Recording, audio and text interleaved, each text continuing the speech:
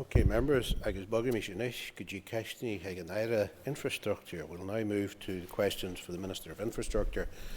Before we just move on to the process, I'll notify that question number 7 and 10 have been withdrawn, and topical questions 3, 7 and 9 have been withdrawn. So I now call Roy Beggs. Number 1. Agus Nishiram there Naira on Fragger. I now call the Minister to respond.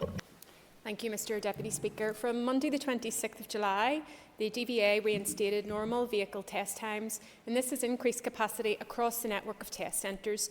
The DVA conducted 117,000 full vehicle tests in August and September, which is 96% of the 5-year average for those months. From a road safety perspective, there are no plans to issue further TECs, as it is important that all vehicles are brought forward for testing at the earliest opportunity. I have, however, issued a call for evidence regarding the potential introduction of biennial MOT testing every 2 years, one element of which is a consideration of any impacts of such an approach on road safety. This call for evidence closed on the 19th of October with over 1,000 responses, and responses are currently being evaluated by officials. The DVA is currently experiencing significant demand for vehicle testing services, and in some cases, customers may not be able to have their vehicles tested before their current MOT certificate expires. In such cases, customers must book at the earliest available test appointment for their vehicle, which may mean travelling to another test centre instead of their preferred location. The DVA has steadily increased its vehicle testing capacity by adopting a range of measures, including the recruitment of additional vehicle examiners, the use of overtime to provide cover for leave and sick absence, and a reduction of the vehicle test appointment time. The DVA is also offering vehicle test appointments on a Sunday and bank holidays at most test centres, and following conversion of an adjoining building at the new Buildings Test Centre, additional testing capacity has been made available to meet demand in the North West. I remain committed to minimising disruption and ensuring our plans for the restoration of services is in hand. However, all vehicle test services across these islands are experiencing high demand with longer than usual waiting times, and we would ask customers for their continued patience. Supplementary for Mr Begg. Thank the Minister for her answer. I recognise that DVA staff are working exceptionally hard and working overtime in evenings and weekends. But some drivers are continuing to have to hunt on a daily basis to try and get an earlier MOT test, as they are unable to tax their car without an MOT. And if they drive, they risk breaking the law and getting fined, and they may even get fined for failure to notify of their SORN information. But mechanical failure has resulted in a very small number of accidents, and there's been no statistical difference. Can I ask the member to question, please? Since the temporary exemption certificates were made. So, Minister, why do you not use some temporary exemption certificates, particularly for newer vehicles, to take pressure off your staff and of hard-pressed workers? I thank the member for his question, and I also thank him for his kind comments about DVA staff. They are working exceptionally hard, and I think that's demonstrated by the statistics that are coming out in terms of performance. But in respect of the temporary exemption certificates, I would only consider introducing those if I was convinced that truly exceptional circumstances existed, for example, the lifts issue or COVID-19, and that no other reasonably practical measures were available to manage demand for vehicle testing services. The current demand for MOTs is viewed as temporary, and slots are still available to be booked in the system, and more will continue to become available as we bring additional resources in line. To very quickly address your point about drivers being concerned that they'll be penalised if they can't get their vehicle taxed. Vehicle tax is an accepted matter and is a responsibility of the DVLA in Swansea. But we would ask our customers to book their earliest available appointment, keep checking the booking system, but if they get to within 5 days of their MOT expiry date, they should contact dva.customerservices@infrastructure-ni.gov.uk, and the DVA will do their best to get an urgent appointment. And to date, I can confirm that all customers who have contacted the DVA in these circumstances have been offered an earlier appointment slot. Sir Emma Sheeran. I call Emma Sheeran. Minister, I recently raised an issue that had been brought to me by constituents, would-be driving instructors who were experiencing problems completing their theory test necessary for their qualification because of a technical issue with the computer system. I wonder if you have looked into this issue and if you could provide an update on it.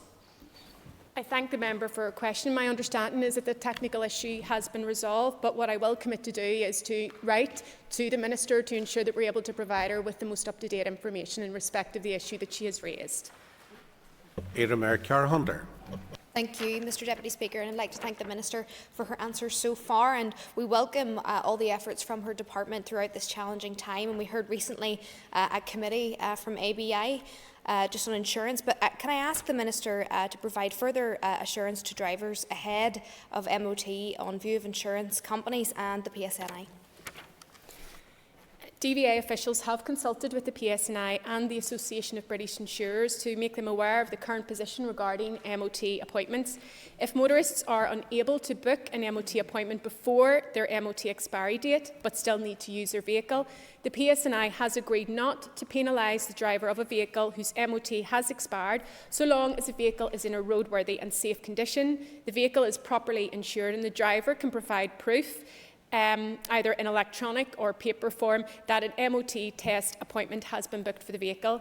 The ABI view is that not having a valid MOT certificate would not necessarily invalidate insurance, but customers who find themselves in that situation due to delays in getting their vehicle tested should check their policy documents or speak to their insurer. However, the ABI confirmed that it is a condition of insurance that owners maintain their vehicles in a roadworthy condition. DVA customers must book a vehicle test appointment as soon as possible, even if it is after their current MOT expiry date. I called Kelly Armstrong. Very much, Deputy Speaker. Minister, I'll just take you back to Mr Begg's point. It's regarding the MOTs and taxing your vehicle. I know you've said that taxing the vehicle is outside of Northern Ireland's control, but given the fact that you cannot tax your vehicle unless you've got a valid MOT certificate, what conversations have you had with DVLA to try to deal with this issue for Northern Irish customers? I thank the member for her question, and officials are in very regular contact with colleagues in the DVLA in Swansea. As I've said in response to Mr Beggs' question, we would encourage our customers to keep checking the system and to book the earliest appointment, but to provide that reassurance that all of the customers who have contacted us, who have found themselves in that situation, have been brought forward and offered an earlier appointment. So DVA is working very hard to ensure that we are maximising our capacity so that we can bring testing forward to prevent customers finding themselves in that situation. Call Trevor Clark for his question. Question number 2. My department is aware of the wider issues around the haulier shortage, and a recent Road Haulage Association survey identifies drivers' retirement, Brexit and changes to off-payroll working rules as the 3 main reasons for the shortage. The commercial difficulties will require improvements in pay and working conditions, and this is now being recognised by some large companies who have increased pay to their drivers to help improve retention. Brexit is also a significant factor in the haulier shortage, with many EU drivers reportedly no longer working in GB. It is important to point out that testing is not seen as a significant reason for HGV driver shortages here. My officials have been in contact with the Department for Economy, and we have been advised that Apprenticeships NI offer apprenticeship training in driving goods vehicles at both Level 2 and Level 3. Both frameworks include knowledge-based and competence-based qualifications in driving a range of goods vehicles, including articulated vehicles. In respect of testing, the DVA has taken a range of measures to maximise the availability of large goods vehicle driving test slots. In addition to normal weekday slots, they also now offer LGV training tests on a Saturday and on Sundays, where it is suitable to do so without compromising the integrity of the test. However, uptake from the industry, particularly on Sundays, has been less than expected, given the demand for these types of tests. Overtime is also used to route off-shift dual role driving examiners to provide further capacity.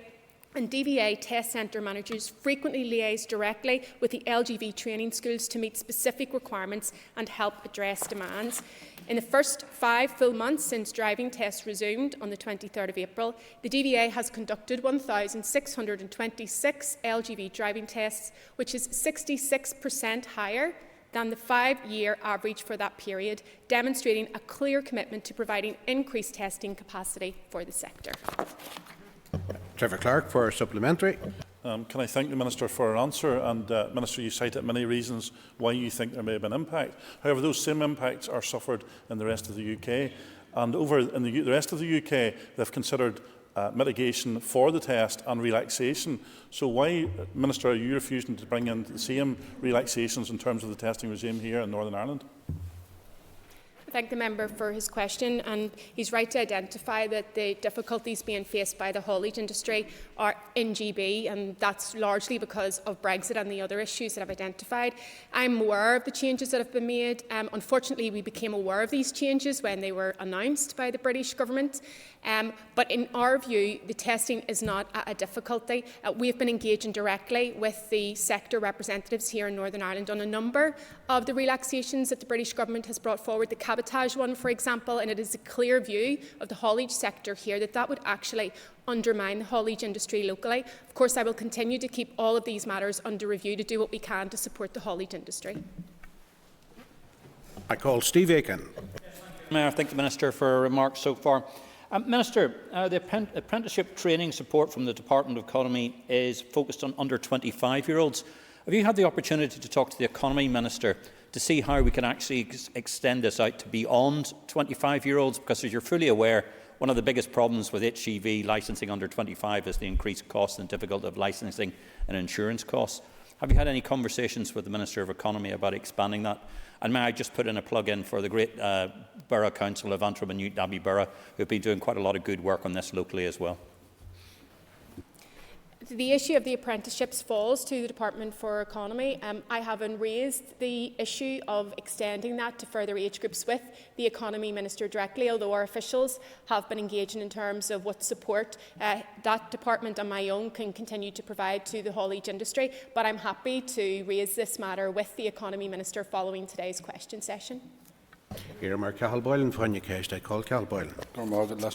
Could I welcome the Minister's answers so far, and the Minister recognises the good work and the hard work that these hauliers have done, the lorry drivers done, especially throughout the pandemic. But just to follow on, Minister, in terms of, I know there's a 66% increase in testing, is there any way to try and expedite that to see can we get more drivers in? And also, what discussions have you had both with the relevant ministers, both south and across the water, to see how we can expedite these matters to try and address the shortages? I suppose the challenge here is having a very clear understanding of where the difficulties lie, and when we're engaging with the sector, they're not citing testing as an obstacle.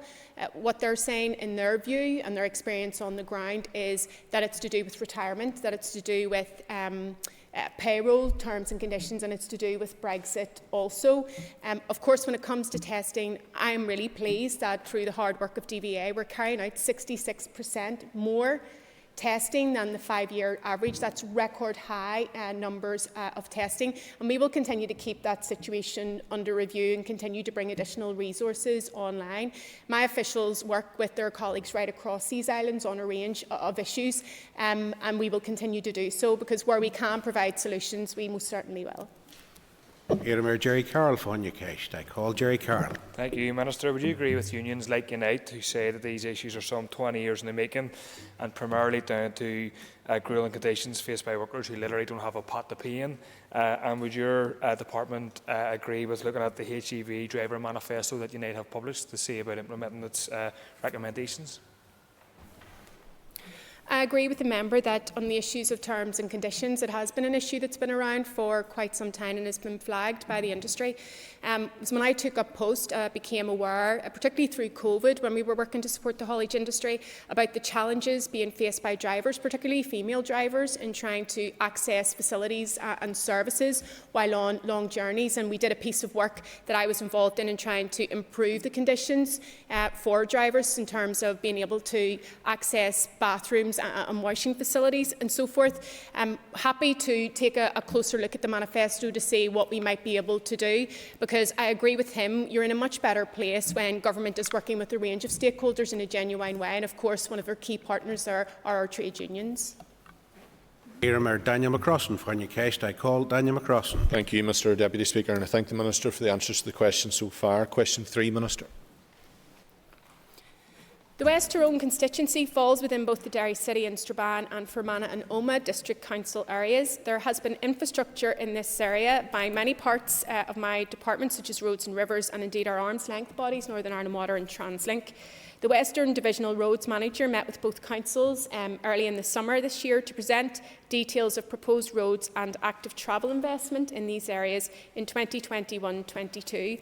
I can confirm that officials are currently working their way through the programmes outlined in these reports, which include schemes on the Dublin Road and at O'Kane Park in Omagh, as well as junction improvement schemes at Bells Park Road, Orchard Road near Strabane, which I know the member has raised with me on a number of occasions.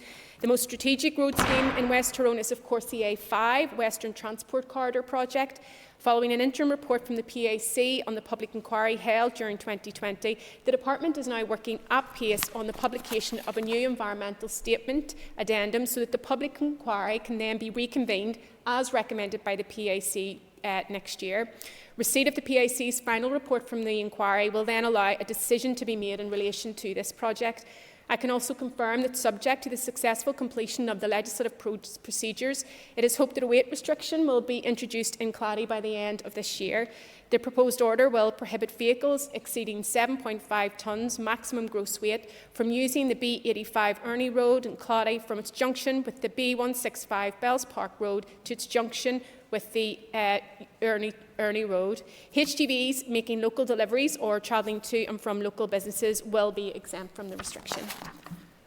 Ceist Brescia, Daniel McCrossan. Supplementary question for Daniel McCrossan. Thank you, Mr Deputy Speaker, and thank you, Minister. And Minister, on behalf of the people of Clady, I would like to put firmly on record their appreciation to you for your swift action and for your leadership in resolving what has been a huge issue for that village for over 30 years. You've just been in office over a year and a half, and you've resolved this in a very timely period, so thank you on behalf of those people. Minister, you'll know, it's no secret, the A5, I sleep and eat it every day of the week. It's vitally important to the people I represent, and I appreciate the update to this House.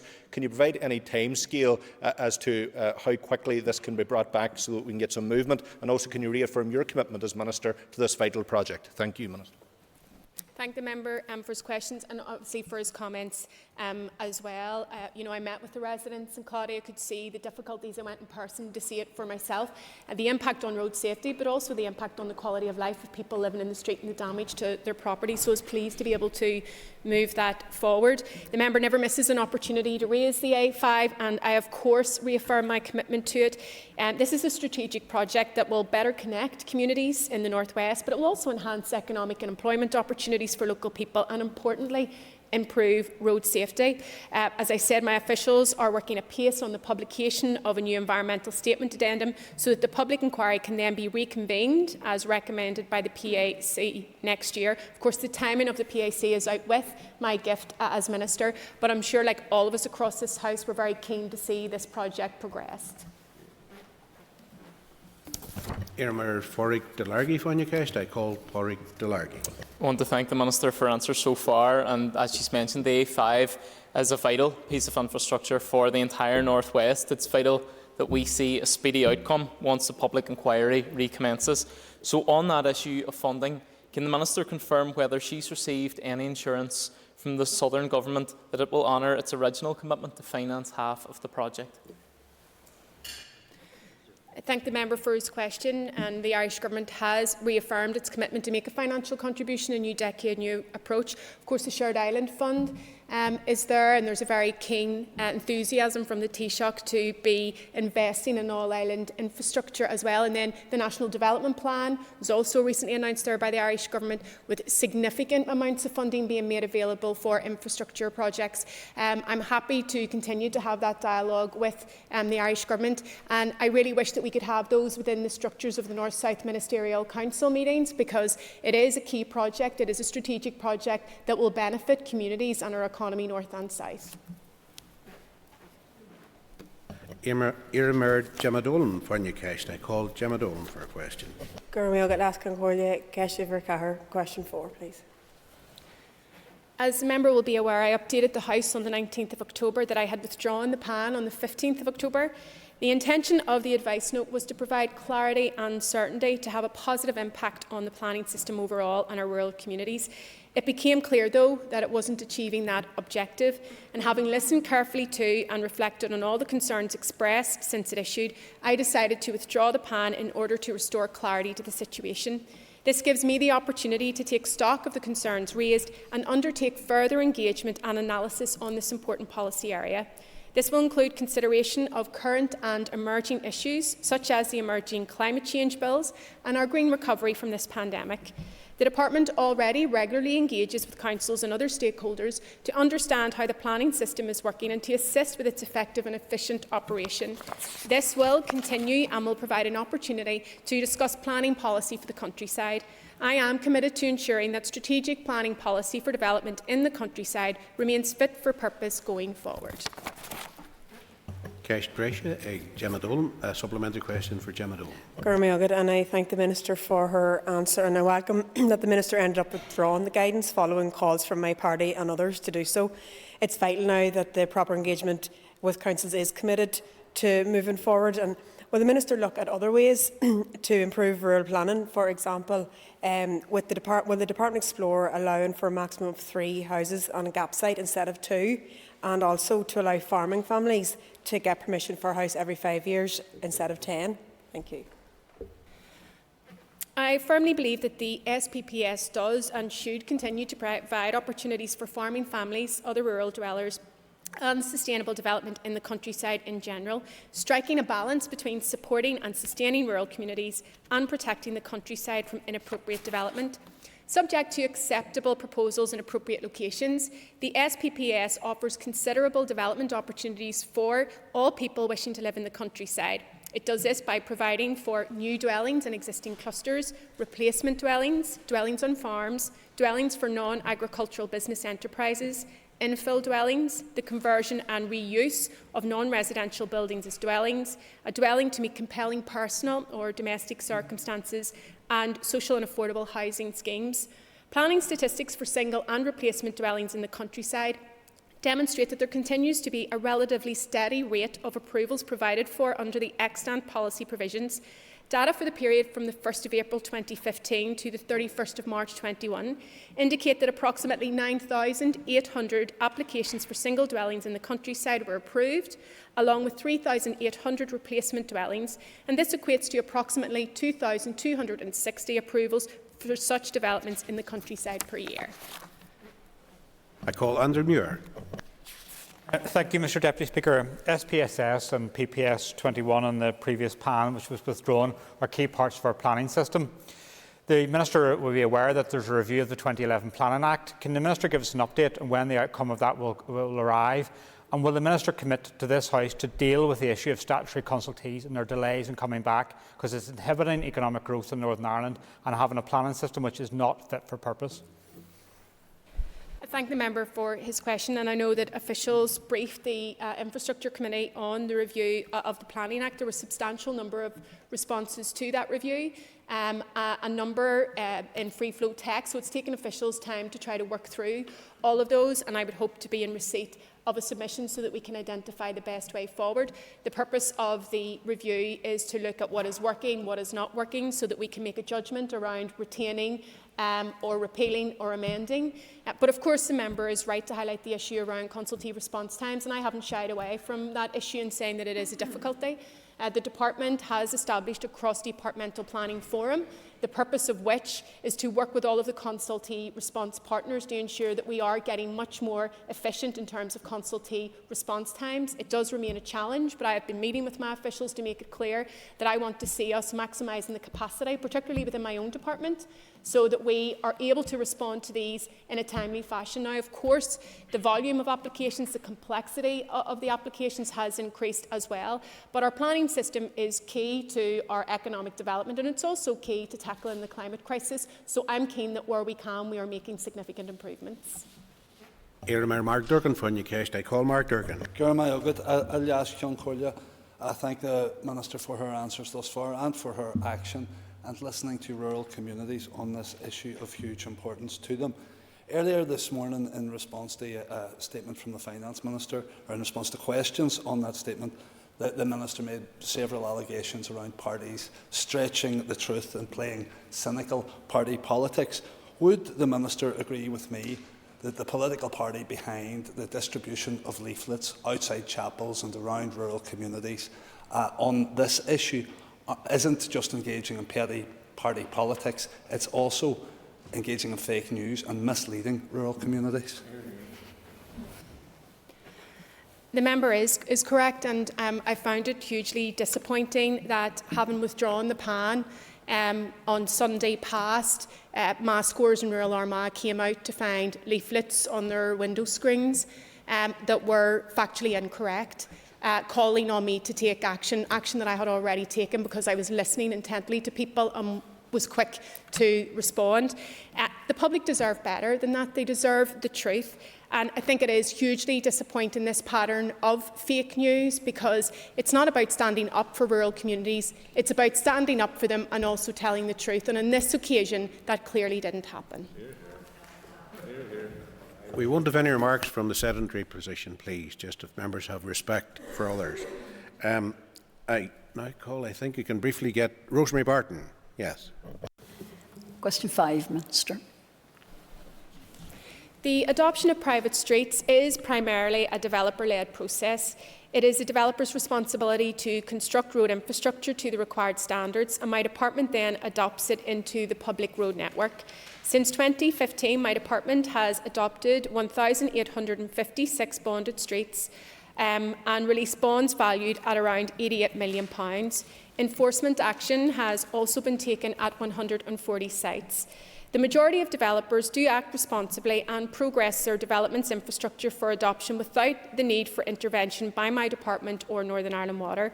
However, I acknowledge that this process can sometimes take longer than desired, and I fully acknowledge the difficulties that some residents encounter on a day-to-day basis living in unfinished developments. As a result of the need to reduce staff numbers in 2015-16, after severe budget cuts were imposed on the then Department for Regional Development, my department lost a significant number of experienced private street staff. This reduced my department's capacity to take enforcement action where developers had commenced work without a bond in place or failed to complete their development roads as agreed.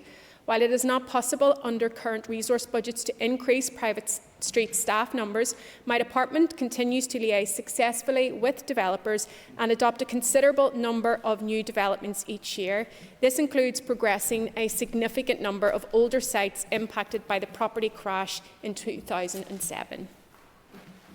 Time for a very brief supplementary and brief response, please. Thank you, Minister, for your answer so far. And yes, you talk about your reduction in staff.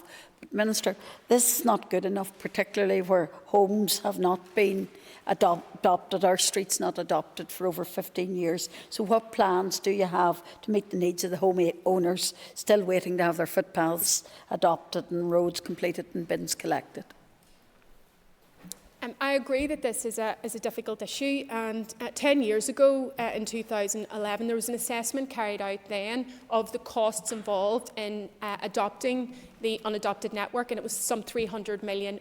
So we are talking huge amounts of investment that is going to be required to deal with this issue. There are challenges as well around barriers, and it comes against the backdrop of a very difficult financial situation facing my department. So it is hugely challenging, and of course where we can we will work hard to try to maximise capacity, but this certainly is a long-standing challenge and it will be very difficult to get to grips with. That ends the period for listed questions, and we'll now move to 15 minutes of topical questions, and I call Diane Dodds. Thank you, Mr Deputy Speaker. The Minister is very aware of the need to upgrade the A1 in terms of safety requirements along that stretch of road. Just recently, there have been a number of very serious accidents around Banbridge. Can the Minister update the House as to the action she's taken in relation to this particular safety scheme? Mr. Naira Inish, I call the Minister. I thank the member for her question. Yes, upon taking up post, this was one of the projects that I was very clear to give a commitment on, and I met with some people who have lost loved ones on that stretch, so I recognise the huge importance of making sure that we get this upgrade right and that we get it in the quickest possible time frame. So my department has allocated money so that we can progress the scheme, and where we can, we are trying to do the development work in parallel so that we can get the upgrade completed as quickly as possible. I'm content to write to the Minister to provide the very latest update because I know that this is an issue that she has a keen interest in. Dan Dodds for supplementary. Thank you, Mr Deputy Speaker, and I thank the Minister, and I know that this is an issue that she has on her radar. Can I stress the absolute importance of dealing with this issue and of perhaps at the earliest giving an exact start date for when the works will start around the particular Banbridge area, and also whether the Minister has made a bid in the 3 years spending review to actually extend this safety scheme. This is a hugely important issue. Yeah, I want to reassure the member that as Minister, I've been allocating sufficient funding since taking up post to ensure that all of the developmental work can proceed and proceed at pace. I have included the A1 in my capital bid under the spending review. I suppose in terms of getting a definitive start date for construction, that does depend on the multi-annual budgets that come forward from my department, but I will continue to push this project because I recognise its strategic importance as an important economic corridor, but also because of the important road safety implications that if we do this, we will be saving lives. Mr. Sinead Dennis, when you cast, I call Sinead Dennis. Mr Deputy Speaker, can I ask the Minister, she's well aware that our bus and coach sector has been very badly hit as a result of the COVID pandemic, and it's really vital that they get the support that they need and they deserve to help them fully recover. So can I ask the Minister whether she will consider bringing forward additional supports for the bus and coach sector? I have met with the bus and coach sector and I understand the difficulties that they face. It is going to be one of the industries that will be hardest hit for the longest time. I'm also conscious that within the Department for Economy, Tourism Recovery Action Plan, there is a specific commitment to bring forward a scheme for the sector. On the 1st of September, I wrote to the Economy Minister asking for an update on that work. I've yet to receive a response, so I have chased it on multiple occasions, but my understanding is that Department for Economy officials are working through the business case, and I would be very keen to understand the outworkings of that at the earliest opportunity so that we can identify what my department can do with the Department for Economy to give support to the industry as it tries to recover from the pandemic. Okay, Sinead Dennis, a supplementary question for Sinead. And I appreciate that response. And the Minister has frequently referenced the scheme that is currently working its way through the Department for the Economy, but she will also know that most coach operators aren't also tour operators as well, so there's a bit of a discrepancy there. So, and I know her department has managed previous schemes before, so they will be well equipped to bring forward any new type of support, any type of scheme if it is so needed. So I would urge the Minister to give that serious consideration because they do need vital support to help them recover. Mr Deputy Speaker, the member's right to talk about, it is a varied industry, and I haven't yet seen the detail, but my understanding is the Department for Economy scheme will likely be about providing support to the higher end. I suppose the difficulty that I find myself in is without having that definitive detail of what that scheme entails and what support it will be provided, it makes it difficult for me and my officials then to be able to identify how we can come in to look to support others that may not be able or eligible for that scheme. So I sincerely hope that I will get a response from the Economy Minister soon because I'm very committed to working with him to support the industry. Question number 3 has been withdrawn, and I call Rachel Woods. Thank you, Mr Deputy Speaker. Can I ask the Minister for Infrastructure for an update on the formal request that she made to the Planning Appeals Commission to hold a public inquiry into the Dalradian gold mine project alongside approximate timescales? So the Dalradian gold mine application is one that is hugely controversial and is complex, and it is one where we have been in receipt of vast numbers of representations, largely objections to that. I was very clear early on that I felt that this merited going to a public inquiry so that everyone involved, including the local community, can have the opportunity to make their views known and to make representations to it. So I have formally asked that a public inquiry is convened, but a public inquiry and the timing of that hearing is not within my gift as Minister because it is independent, but I would hope that we can get a date and we can give the clarity to people at the earliest opportunity, because this has been going on for such a long time, and I do appreciate the depth of concerns that people have. Supplementary for Rachel Woods. Thank you, Mr Deputy Speaker, and I thank the Minister for her answer. On the similar theme on planning and on projects, the Minister will be aware of recent studies that showed a lack of public confidence in the then centralised planning system and the desire for reform dating back to 2011. So can I ask her if she supports the introduction of equal rights of appeal into our planning system here? I know that this is an issue that has been raised on a number of occasions by different partners to the planning process, and I know that it is also an issue that has been raised by those who have responded to the review of the Planning Act. So, I await that submission from officials to be able to delve down into the detail and the rationale that is being provided by our stakeholders who feel that this would be an important step forward. Call Jonathan Buckley. Thank you, Deputy Speaker, and thank you to the Minister for her answers thus far. Minister, you will be aware that on the 25th of October I wrote to you regarding the potential ramifications from the judgment in the North-South interconnector case and its subsequent application thereafter. So, in light of not having received a response, can I ask the Minister formally in the House, does she anticipate any impact on other recently regionally significant applications such as Casement Park and others? The court judgment in relation to the North-South interconnector was handed down on the 19th of October, and while these important planning decisions were not quashed, the wider implications of this complex judgment are still being considered by my officials and indeed by the Executive Office, who were also respondents to the judicial review case. Until such times as I receive further advice from my officials, I am not in a position, as I hope the member will understand, to offer any further comments. Mr Buckley for a supplementary.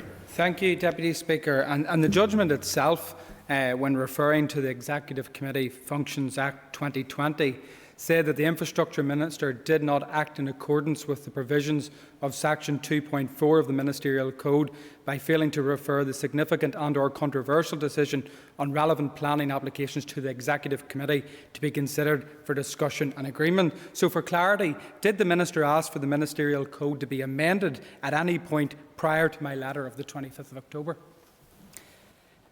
Mr Deputy Speaker, again I would reiterate that until such times as I have received further advice from my officials, I am not in a position to offer any further comment at this stage. Linda Dillon for Newcastle. I call Linda Dillon. Minister, you will be aware that there have been serious delays to 4 council areas in terms of road resurfacing. One of those council areas is my own area of Mid Ulster, and a number of roads quite close to where I live, actually, but one of the most serious cases is the Dungannon to Coal Island Road, which needs resurfaced immediately, has needed resurfaced for a number of years now. Can you advise what is being done to address this, please? I fully appreciate the need to invest in road infrastructure and to deliver much needed resurfacing to help preserve and extend the life of our roads. As the member says, the lack of asphalt resurfacing contract and resource in Mid Ulster and other areas is as a result of legal challenge. And my officials have been working at pace to develop a new procurement strategy, and this has now been completed and published. It is proposed to tender the work in 4 phases with 6 contract areas in each. The first phase is being developed with a view of going to tender shortly, leading to the award of new contracts in January. The first phase includes the majority of the 4 areas that were impacted by the legal challenge to the previous competition. In addition, the first one-off large resurfacing contracts in Moneymore and Cookstown is currently out to tender, and a number of other similar one-off contracts are in the pipeline for the coming months. The member may also be aware that this year I've allocated £17 million to the Road Recovery Fund, and this will enable much needed resurfacing work, particularly in rural areas. And the delivery of this work will not be impacted by the current lack of asphalt resurfacing contractor resource. Ceist Brescia, Linda Dillon. Supplementary question for Linda Dillon. Gormagood, and thank the Minister for her answer, and I hope that that reassurance will see fruition soon. You spoke there in relation to the 17 million for rural roads. I'm sure you're well aware that infrastructure in rural areas, there are deep inequalities right across access to services, but infrastructure is one of the biggest inequalities in rural areas. Can you give some assurances around what will be done to address that deficit in rural areas, particularly in my own constituency of Mid-Ulster? And there is an issue of regional imbalance. You only have to look at our rail network in the north to see that. And that's why it specifically set up the Rural Roads Fund and have increased the funding by 50% this year. I'm happy to provide the member with further detail of how that's going to be rolled out within our own constituency. But I very much recognise the need to tackle regional imbalance, and that's actually one of the key considerations that I had in terms of proposing an infrastructure commission so that we could take that objective approach and ensure that we're getting the right infrastructure and the right investment in the right locations. Thank you. Question number 7 has been withdrawn. Agus Nishiadam Sir Sinead McLaughlin for new cast in there, called Sinead McLaughlin for Thank you, Mr Deputy Speaker. Can I ask the Minister, given the spin and politicking from Sinn Féin this morning, could she outline the truth of her position in relation to the October monitoring round? I thank the member for her question and for the opportunity to put the facts into the public domain. The fact is that the Communities Minister Deirdre Hargey bid for £55 million for universal credit. Fact is that I was the only minister to state my support for this bid around the executive table. Fact that the Finance Minister had power, money and a bid from his party colleague, and he could have recommended that bid for approval, but he didn't do it. Fact, the October monitoring decision wasn't brought to the Executive for decision. It was brought for discussion, and it was agreed exclusively by the Joint First Ministers via urgent procedure. So all of the spin in the world will not detract from these facts.